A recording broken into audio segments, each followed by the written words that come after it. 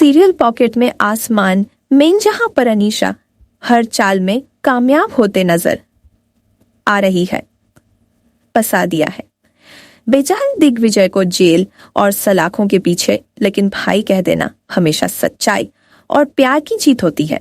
आप देखने को मिलने वाला है कि यहाँ पर रानी कैसी अनीशा के खिलाफ सबूत लेकर आती है कोर्ट में और उड़ा देगी सबकी हाशिया। दोस्तों, अनीशा जहाँ पर पूरी शादी से रच डाली है और असली रिपोर्ट को गायब कर चुकी है ताकि वह रिपोर्ट लग ही नहीं किसी के हाथ, और यह गलत रिपोर्ट की वजह से ही उसे पेशेंट की जान गई थी, क्योंकि दिग्विजय को अनीशा ने असली रिपोर्ट दी ही नहीं और इसी वजह से उसे गलत तरीके से ट्रीट किया गया और उसका अंजाम उसकी मौत थी।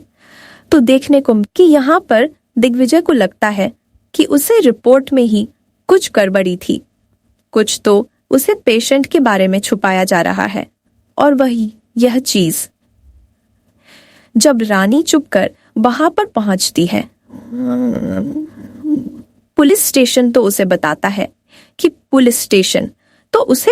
है कि मुझे तो लगता है कि पेशेंट की रिपोर्ट छुपाई गई थी। इसके बाद रानी को समझ आता है, भाई वह भी तो मेडिकल की पढ़ाई कर रही है, और रानी को समझ आ जाए कि अगर डॉक्टर के हाथ ही गलत रिपोर्ट थमा दी जाए तो गलत तरीके से ही ट्रीटमेंट होगा।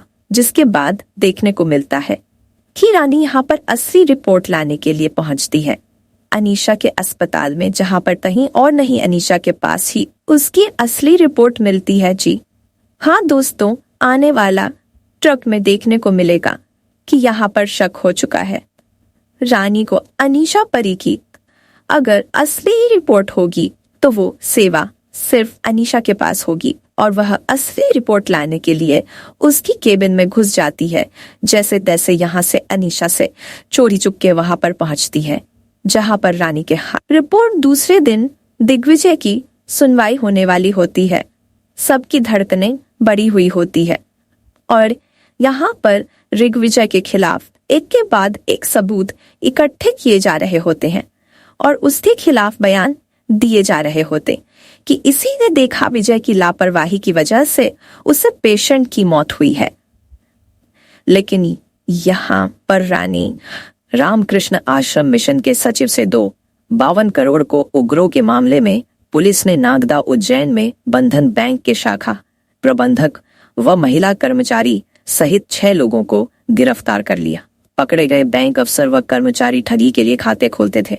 ठगी की रकम खाते में आते ही तत्काल उन्हें निकालकर ठगों के दूसरे खातों में भेजते थे। बैंक के शाखा प्रबंधक ने ठगों से मिलकर ठगी के खातों से 3 माह में 3 करोड़ रुपए निकाले हैं। बैंक मैनेजर को ठग इस काम के लिए रोज 5,000 रुपए देते थे।